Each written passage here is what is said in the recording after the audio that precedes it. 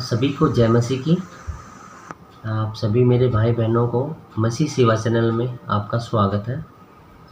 और मैं एडवोकेट सतीश आर्य आप लोगों से आज अपने गवाही शेयर करना चाहता हूं कि मसीह जीवन में मैं क्यों आया और मसीह जीवन से पहले मैं क्या था और मसीह जीवन में आने के बाद मुझे कितना परमात्मा ने प्रभु ने बदल दिया है। तो अगस्त 2020 में जब लॉकडाउन चल रहा था, उस समय मेरी पत्नी, मेरी सिस्टर और मेरे बच्चों के अंदर शैतान का वास रहता था। हम लोग बहुत परेशान थे। मेरे माता पिता और मैं हर जगह से उनका इलाज करवा रहे थे, लेकिन कहीं आराम नहीं हो रहा था। कहीं तांत्रिक विद्या से, कहीं शानों से, कहीं पंडित पुजारियों से, कहीं धार्मिक स्थलों पर जाकर, लेकिन हमें हर जगह निराशा ही निराशा मिल रही थी। उसके बाद हम परेशान थे। डॉक्टरों के पास ले जाने के बावजूद भी डॉक्टर के सामने कोई बीमारी नहीं आती थी। मेरी पत्नी अपने आप को, अपनी बॉडी को नुकसान पहुंचाने के लिए अपने अंदर कुछ भी मार लेती थी और काफ़ी रात को चिल्लाती थी और अजीब सा चेहरा हो जाता था और काफ़ी ऐसी दिखते थे कि हम उनको मतलब देखने के बावजूद भी डर जाते थे। बच्चों के अंदर काफ़ी डर का माहौल बना हुआ था।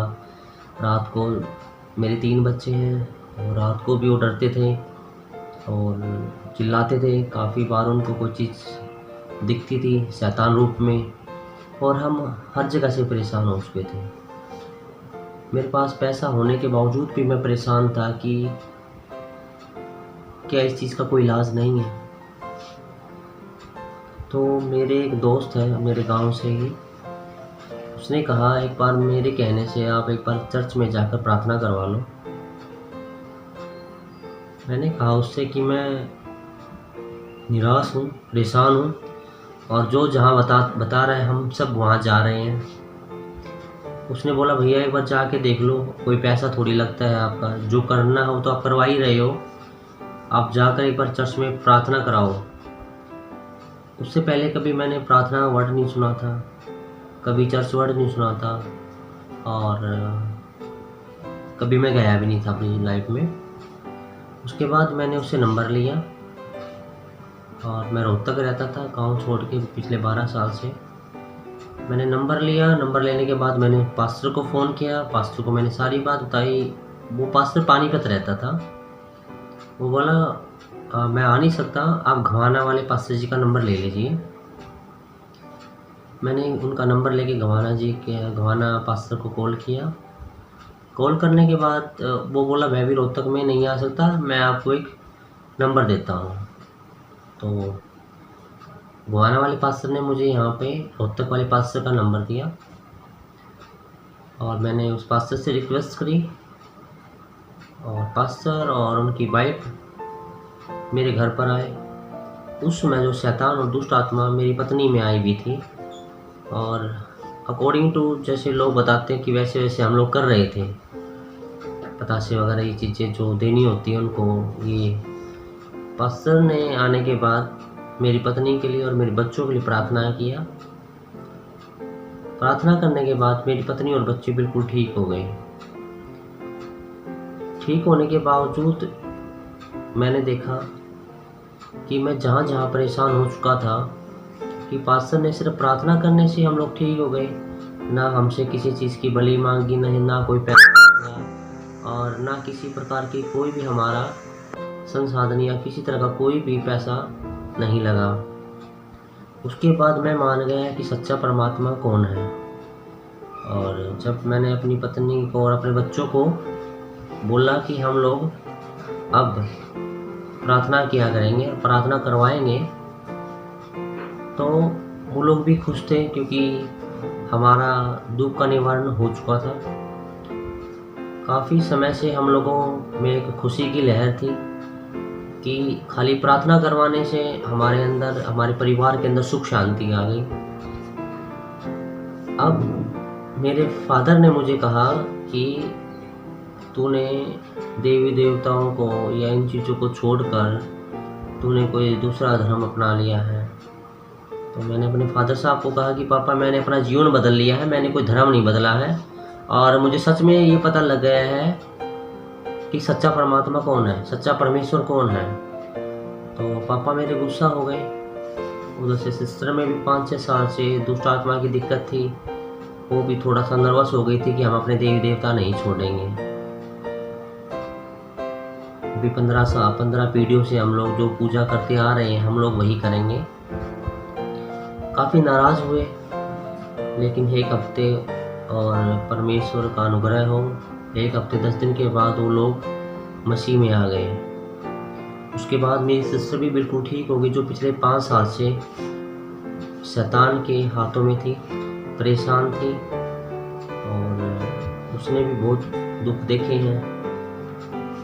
आज परमेश्वर की वजह से हमारे जीवन में खुशी की लहर है और प्रभु ने हमें इतना अनुग्रह दिया कि हमें हर तरह से सुख शांति की ज़िंदगी दी। बहुत सारे ऐसे वाक़या हुए कि मतलब परमेश्वर सच में परमेश्वर है और लोगों को ये समझना होगा कि सच्चा परमेश्वर कौन है। और अगर मैं वैसी भाषा में बोलूँ कि डॉक्टर वही अच्छा होता है जिससे इलाज अच्छा हो जाए। और जहाँ से मेरा इलाज हुआ है, जहाँ से मेरे परिवार में हंसी खुशी आई है, तो मैं उसी को मानना पसंद करूँगा। फिर मैंने वो सारे की सारी जो मेरी रीतियाँ थी देवी देवताओं को छोड़ के मैंने संपूर्ण रूप से परमेश्वर प्रभु यीशु को अपना लिया था और आज मेरा जीवन परमेश्वर मसीह में बढ़ रहा है।